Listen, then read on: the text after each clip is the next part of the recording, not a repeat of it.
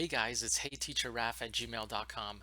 Email me and I'll help you on your teaching journey, or click subscribe and see more tidbits like this. Hey, want to talk about some wacky inventions today? Have you ever seen something and thought to yourself, what is that and who made it? How did they make it? And who would have thunk it? Well, here we go. Did you know the bendy straw was invented in San Francisco in 1937? Joseph B. Friedman came up with the idea after watching his young daughter struggle with a straight straw. The straw was initially marketed to hospitals to help patients drink while lying in bed. Have you ever heard of the dry pooch? What? It is the dog-brella. It is an upside-down umbrella for a dog.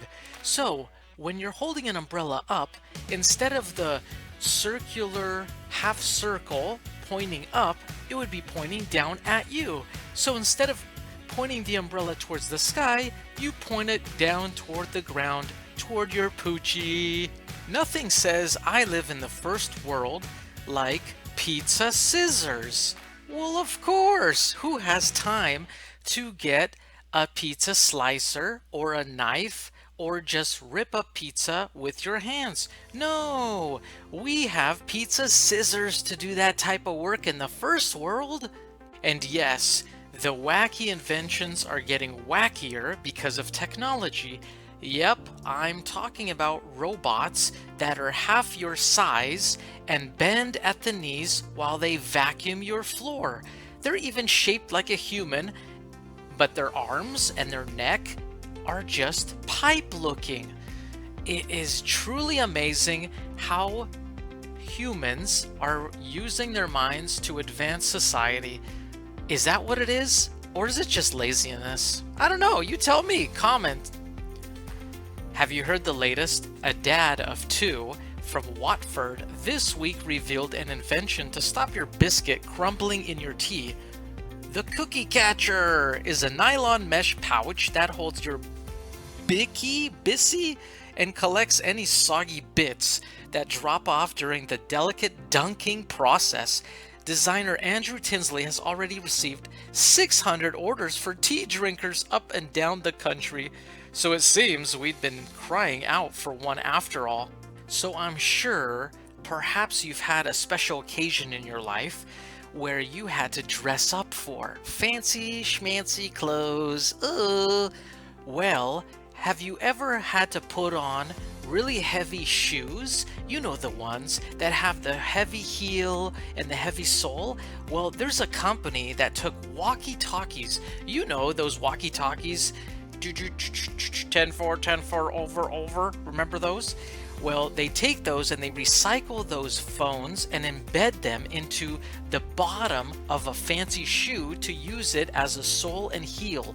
Because as you know, it has to be strong and heavy. For what reason, I don't really know, but if you ask an Italian tailor, I'm sure they'll tell you the story behind it. You know, when life is tough, you have to use all means necessary. What do I mean by this? Well, you know, a lot of people garden and farm vegetables, and some people actually grow watermelons. What they do is they slice the watermelon in half, and then they peel away all the inside, the innards, you know, all the water and all that good stuff that we like to eat. After they've done that, they have the half shell of that empty watermelon and they punch 2 holes in it. What they do is then they put straps on to those holes, and you can use that half watermelon as pants suspenders on your little tycoon toddler. Who would have thunk it? You wouldn't believe it unless you looked it up. Now for one of my favorites. Ooh, I've got that sweet tooth. Or is it sweet teeth? The chocolate chip cookie was invented by American chefs Ruth Graves Wakefield and Sue Brides in 1938. She invented the recipe during the period when she owned the Toll House Inn in Whitman, Massachusetts. Does that sound familiar? Wakefield, the last name, and Toll House? Cookie Enterprises? In this era, the Toll House Inn was a popular restaurant that featured home cooking. It often incorrectly reported that she accidentally developed the cookie and that she expected the chocolate chunks would melt, making chocolate cookies. In fact, she stated that she deliberately invented the cookie. She said, "We had been serving a thin butterscotch nut cookie with ice cream. Everyone seemed to love it, but I was trying to give them something different, so I came up with Toll House Cookie." She added chopped up bits from a Nestle semi-sweet chocolate bar into a cookie. The original recipe in Toll House Tried and True Recipes is called Toll House Chocolate Crunch Cookies.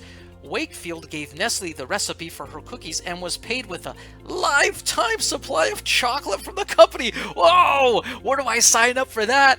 Whoa, it's raining chocolate. Believe it or not, many inventions were completely accidental. Some of the greatest inventions of all time have been a complete fluke. Have you ever seen a microwave oven? How about the Post-it note? The first artificial sweetener? What about penicillin? Chocolate chip cookies, remember? The X-ray machine, super glue, the implantable pacemaker. Wow. What a frickin' lifesaver of an accident. But folks, you heard it here first. Well, maybe not, but maybe so if you haven't heard it before. There will be an invention called the Zoomable contact lenses, right out of sci-fi. Believe it or not, but some scientists at the University of California are currently working on contact lenses that can actually zoom in. The lenses are able to track your eye movements, and their zoom function is activated by blinking twice. Incredible! The lenses are also able to respond to the electroculographic signals of your eye. Try to spell that in a spelling bee. These amazing biometric lenses are able to detect and respond to these signals. Their zoom function works much like that of a regular camera lens. And lastly, you've heard of these institutions, I'm sure, especially if you live in the first world. A joint research project between MIT, need I say more, and Harvard is working on futuristic health monitoring smart mirrors. They plan to detect the symptoms of most common diseases using their futuristic mirror.